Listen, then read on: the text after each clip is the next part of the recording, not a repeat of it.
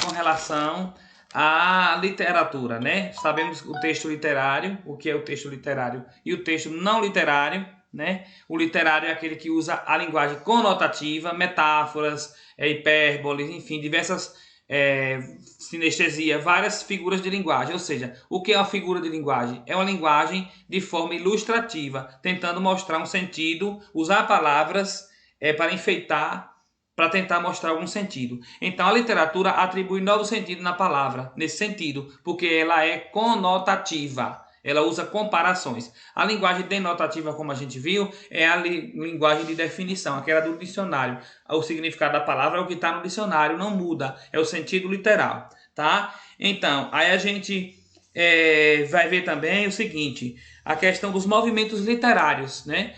A literatura, a arte da palavra, vai utilizar ao longo dos anos, desde a antiguidade clássica, que vem usando de estilos diferenciados. Então, o que é que se observa?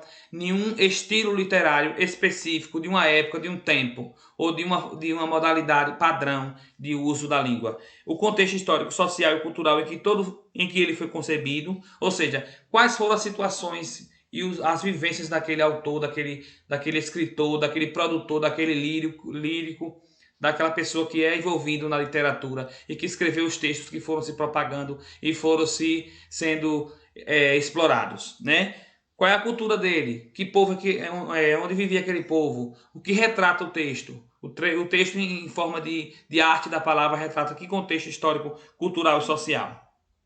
Estilo do autor. Cada escritor apresenta um conjunto de marcas particulares que o tornam singular se comparado a outros autores. Ou seja, uma forma daquele autor escrever, ele escreve do seu jeito, usa as suas metáforas de formas peculiares, que a gente já diz, aquele estilo é de tal autor. Aí, estilo de época, né? Cada época apresenta um tipo, que eu já falei para vocês, né? Aí, de forma semelhante ao que ocorre com as artes plásticas, cinema, teatro, as obras literárias produzidas em determinada época veiculam em algum grau valores ligados ao contexto histórico que estão inseridas, né? Como já falei. Além disso, seus autores estabelecem diálogos e jogos intertextuais com obras anteriores e lançam novas tendências artísticas que muitas vezes serão compreendidas apenas futuramente, certo? Porque é muito complexo fazer análise crítica da literatura, porque às vezes a gente vai querer analisar um texto literário e a gente quer atribuir uma intenção do autor. Ele teve tal intenção ao produzir aquele texto, ao usar aquelas palavras. E na verdade, na realidade, só com muitos estudos é que a gente pode se apropriar disso. Então, no primeiro ano, que é a introdução da literatura, vocês vão aprender, né, o que é movimento literário, escola literária ou estilo de época.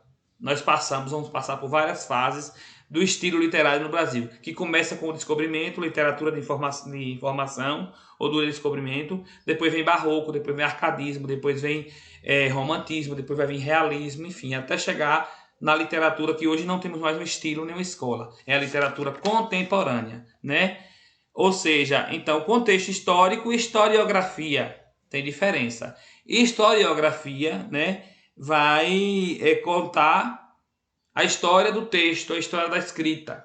E contexto histórico vai contar a história da situação vivida pelo autor. Então, paro aqui a nossa explicação, né? E vamos dar seguimento na nossa aula com a atividade de leitura e interpretação de texto, né? Vou passar para vocês 2 pequenos textos com 2 pequenas questõezinhas para a gente tentar analisar, ok? Um abraço a todos.